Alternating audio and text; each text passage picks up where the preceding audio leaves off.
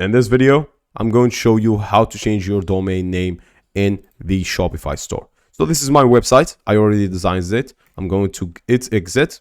And now I'm going to be looking for the home right here. And I can already find the add a custom domain. I'm going to click on add a domain.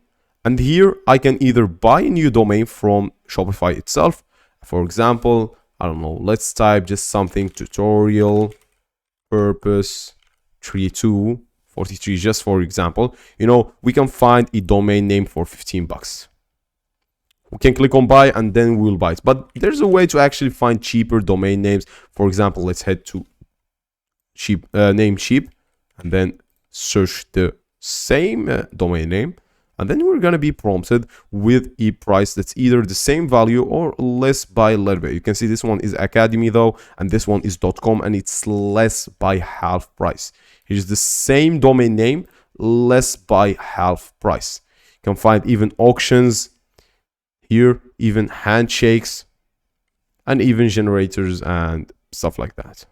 So if you would like, as I said, you can buy your domain name from Namecheap, and after doing that, you're going ahead here, the same thing, and click on connect existing domain, enter your domain name. For example, it's going to be, as I said, just something random.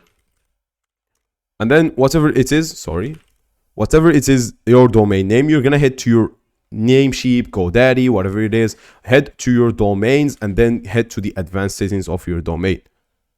You see right now, for example, this domain doesn't actually exist. So let me actually enter a domain that exists. For example, click on next.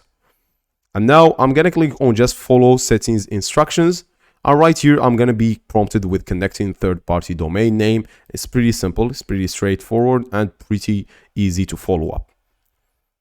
The thing is that all you'll have to do, for example, as I said, such as Google domains, GoDaddy, 101, and even Namecheap, stuff like that, you're going to basically just have, let's head back here, just have, say, verified connection. See, our domain name is not set up correctly. And now we can see that here are the values that we are going to add. You can see the A and C name are entered incorrectly. So we are going to add a record and copy the IP address, and add a C name record and copy this shops.Shopify. That's basically it on how to connect your domain name. See you guys in another tutorial.